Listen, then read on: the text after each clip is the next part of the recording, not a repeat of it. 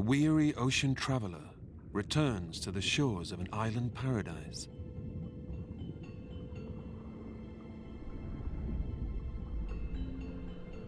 For millennia, great oceanic currents have brought visiting giants to these magical shores.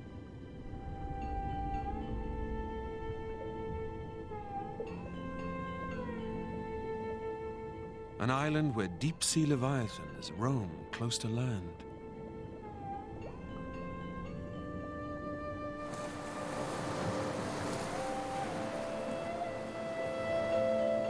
One of the greatest oceanic shows on Earth. But why are so many of these great sea creatures drawn to this island? In the Indian Ocean, the island of Sri Lanka stands as a crossroads for all kinds of migrating marine life. Just off the coast is one of the world's biggest gatherings of the largest predator alive.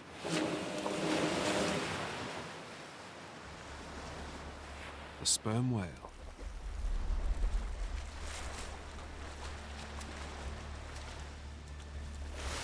Nomads of the sea, they're almost continuously on the move. Prospectors returning from a world where the sun's rays cannot penetrate.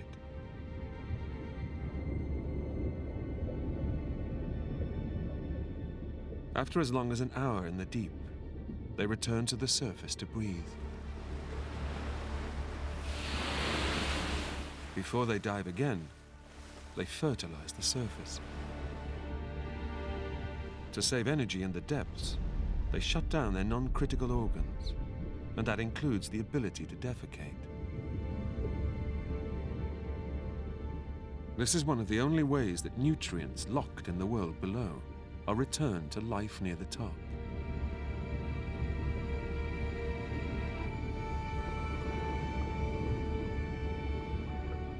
In the expanse of the open ocean, their most stable reference points are each other.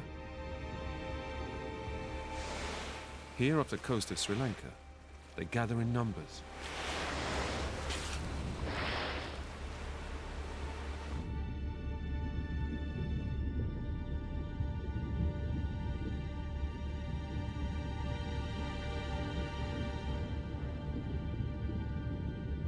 Superpods, some of the largest seen anywhere in the oceans.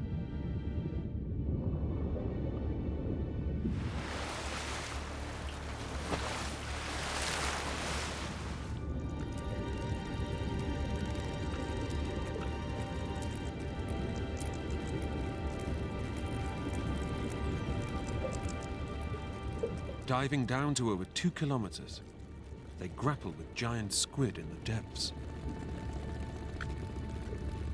These are hungry hunters. Each one of them can eat around a ton of food per day.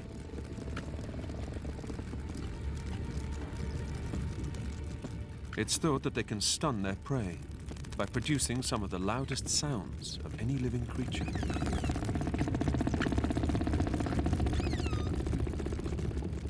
But their life in the world below, where the pressure would crush a human, has never been filmed and remains a mystery.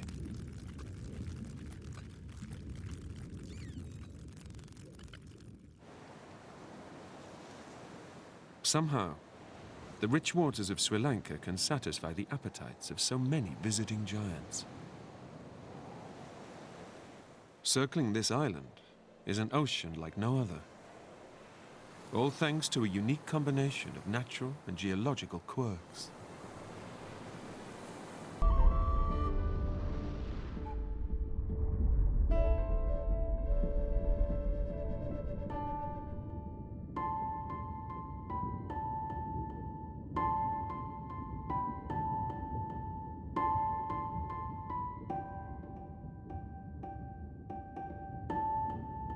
A green turtle.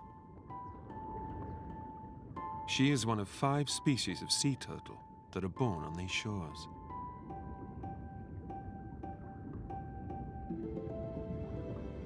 The moment she's waited 20 years for is near.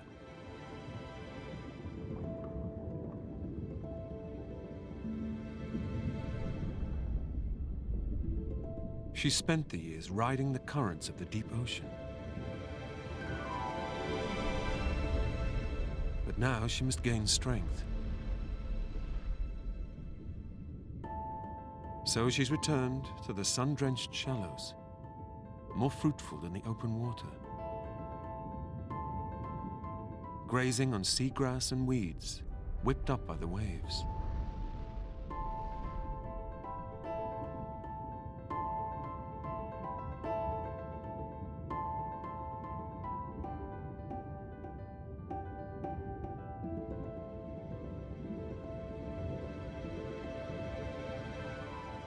Our science has no idea how, but she knows exactly the beach to which she must return.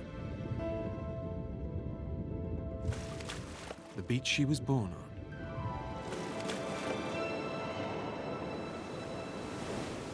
on, and on which she will lay her eggs.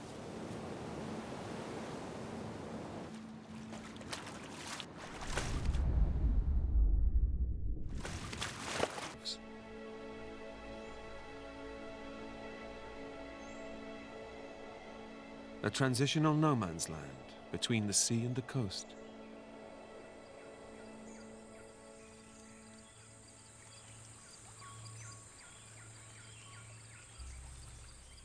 Their leaves have special glands which secrete salt crystals, allowing the trees to cope with the water from the encroaching tides.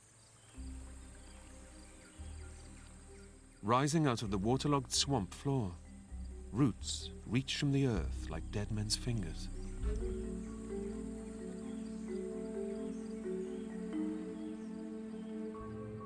Below the surface, mangroves are vital nurseries for young fish, the roots providing protection from predators.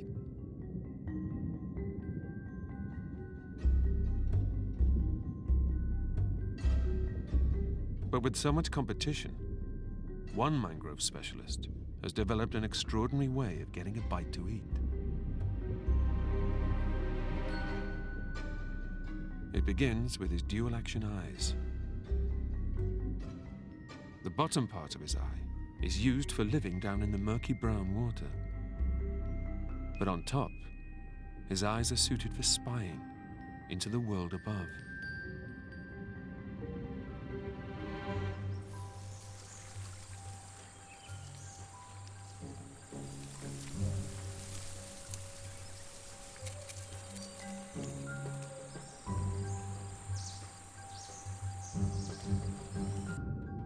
He presses his tongue down against a groove at the bottom of his mouth, forming a gun barrel.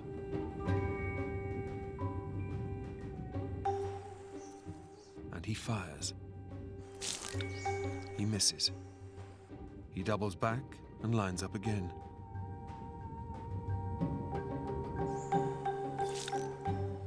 For a young archerfish, it can take a few attempts to get his prey. He has to learn to judge distortions and reflections in the water.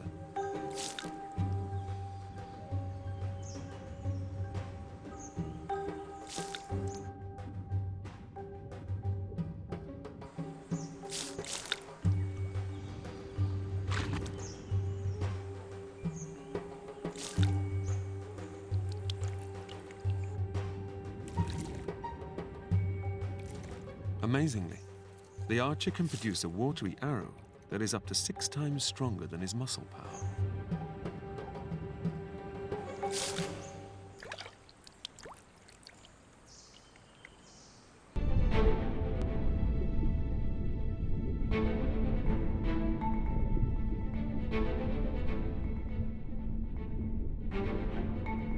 Hunters arrive. Tuna. The schools dart out of the way of the predators. Thousands of shimmering bodies try to confuse the hunters. The schools pulse in one coordinated movement.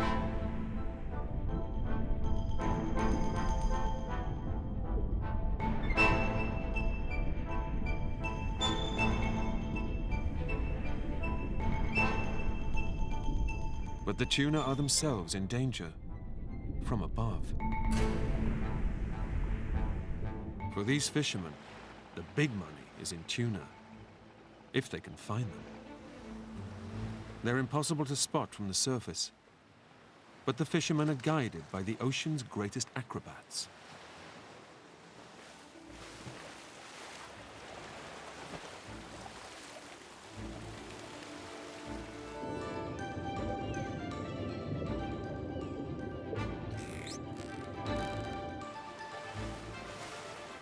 Spinner dolphin are often found swimming alongside schools of tuna.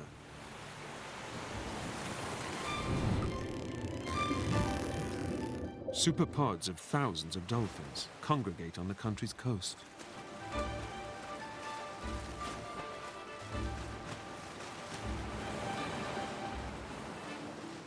Young calves cling to their mother's sides.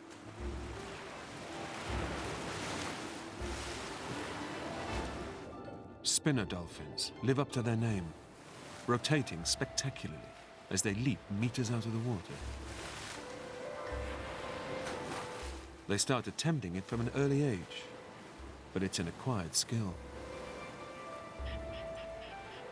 Why spinners spin is a mystery. Some think it's for communication. Others believe it removes parasites stuck to the dolphin's skin. But perhaps it's just because they can. These huge gatherings of dolphins are some of the largest anywhere. But with overfishing by local and Indian fishermen, they may be a shadow of what they once were.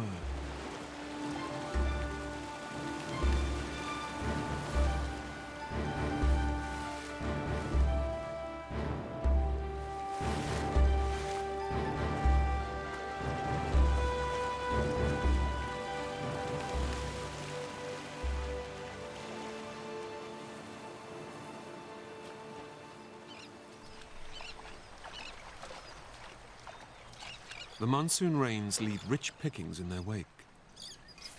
Like a gold rush, everyone prospects the beach. The daily catch brings egrets. Slyly, they bide their time, waiting for the right moment to steal a bite. But some still prefer to catch their own.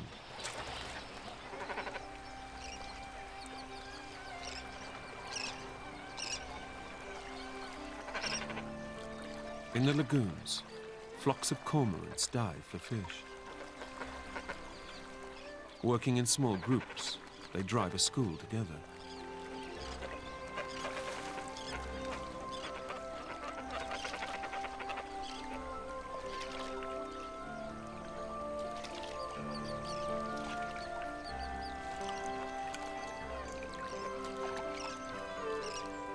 Breaking the bones of his catch helps it to slip down. But if he's not quick enough, he'll lose his meal to thieves.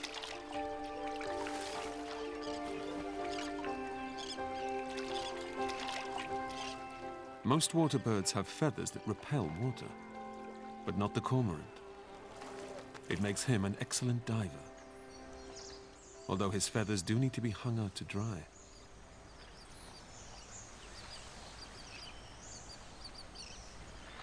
Flocks of cormorants, egrets, and painted storks gather in large, excited breeding colonies.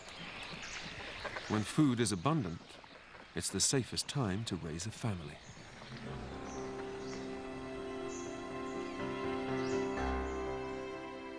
For their neighbor, the white-bellied sea eagle, it's also time to nest.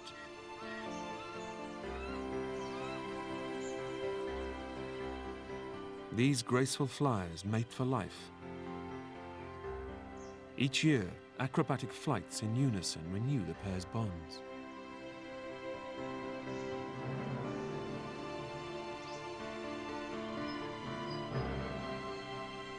These heavy birds are the largest on the island and can reach up to 4.5 kilos.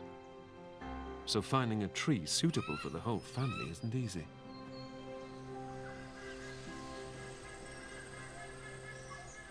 A sacred fig tree, towering above the cultivated land, has been allowed to survive. It makes a perfect roost. They've used the same nest, now a huge pile of sticks, year after year.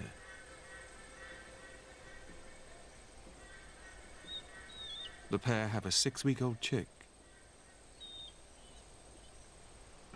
As he's got older, they're leaving longer and longer gaps between bringing him meals, perhaps to entice him into the air.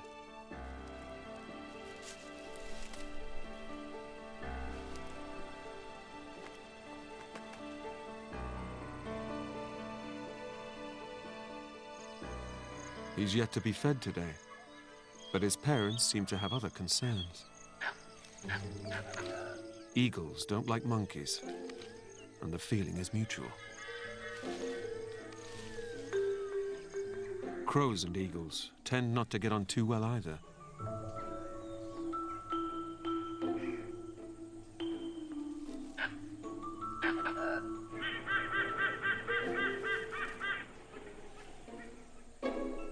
The sacred tree is home to all sorts.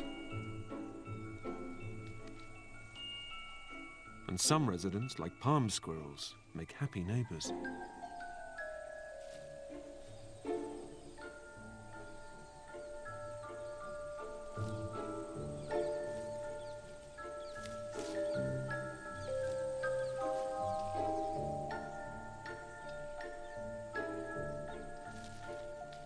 The same can't be said for crows. Crows will mob the eagles relentlessly. They see the predators as a threat. The truth is, the white-bellied sea eagle survives almost entirely on food caught at sea. The white belly of the adults blurs with the bright sky as they descend on their prey. From below, it's rendered invisible.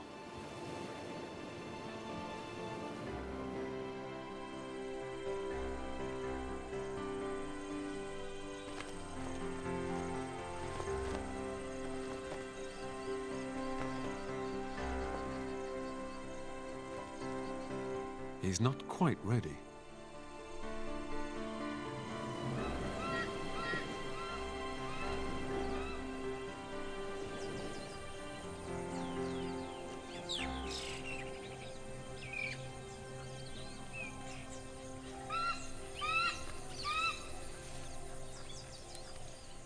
At last, fresh fish.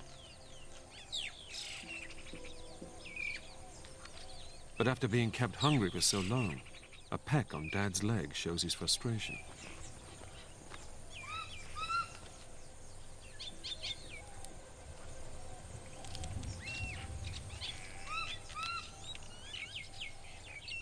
In a few more weeks, he could be fishing for his own dinner.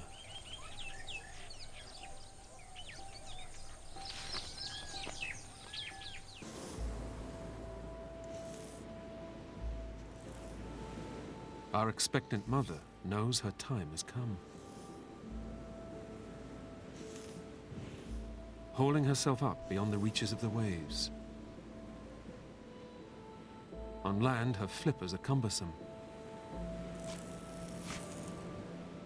She was born on this beach, and now she's returned to lay eggs of her own.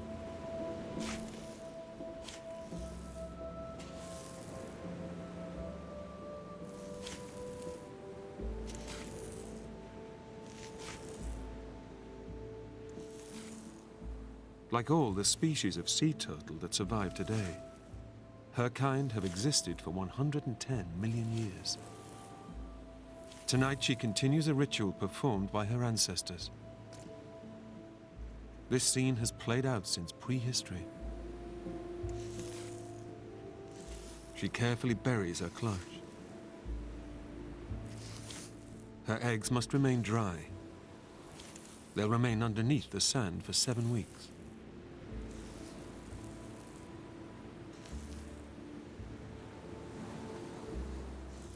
And she returns to the waves.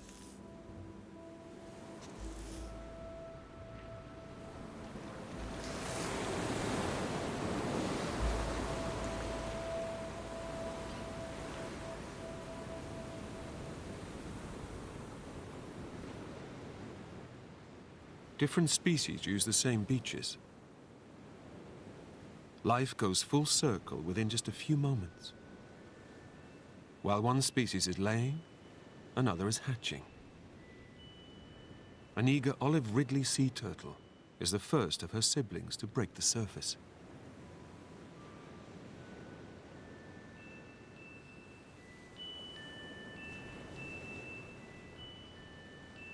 They've remained buried for several weeks. They've waited until the sand cooled, and they knew it was night. Soon she's joined by her brothers and sisters, and the sand is a writhing mass of baby turtles. They know instantly which way to head. Perhaps it's the slope of the sand, or a faint glow of white on breaking waves. But somehow they sense the sea.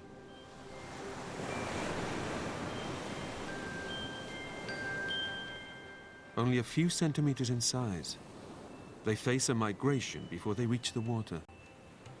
An exhausting start to life.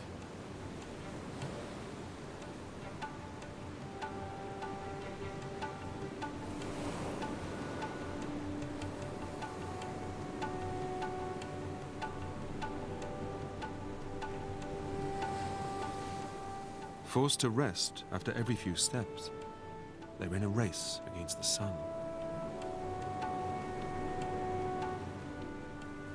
It may be, during her crawl down the beach, the hatchling sets an internal compass, imprinting the location of her home.